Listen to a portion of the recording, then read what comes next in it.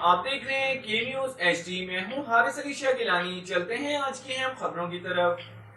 رخ کریں گے ساہیوال کا، جہاں سے رپورٹ کر رہے ہیں ہمارے نمائندے رانا سہیل. کمشنر ساہیوال ڈویژن جاوید اختر محمود نے کہا کہ شہر کی خوبصورتی، تعمیر و ترقی، عوام الناس کی فلاح و بہبود کے لیے ٹھوس اور عملی اقدامات پر یقین رکھتا ہوں. مثبت اور تعمیری تنقید مسائل کے درست نشاندہی معاشرے اور اداروں کی اصلاح کا بہترین ذریعہ ہے. عوام کے حقوق کے تحفظ کے لیے کوشاں ہوں. کمشنر ساہیوال کا مزید کہنا تھا کہ ناجائز منافع خوروں، ذخیرہ اندوزوں اور اسموگ کی روک تھام کے لیے بلا تفریق کارروائیاں عمل میں لا رہے ہیں. غیر قانونی، غیر منظور شدہ عمارتوں کے نقشہ جات میں غیر قانونی تبدیلی کرنے والوں کے خلاف سخت کارروائیاں کی جا رہی ہیں.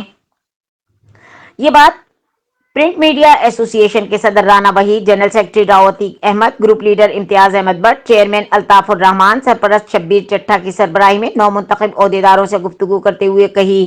اس موقع پر وائس چیئرمین شیخ عبد المجید، سینئر نائب صدر ملک آصف نواز آوان، نائب صدر کاشف مشتاق Bhatti, Malik Mehboob Alam, finance secretary Rana Saleem, joint secretary Mehr Hassan Abdullah, Naz information secretary Rana Ghulam Haider, social media incharge Haris Shah Gilani, executive ممبران Sheikh Imran, additional commissioner coordination Shafiq Dogar بھی موجود تھے.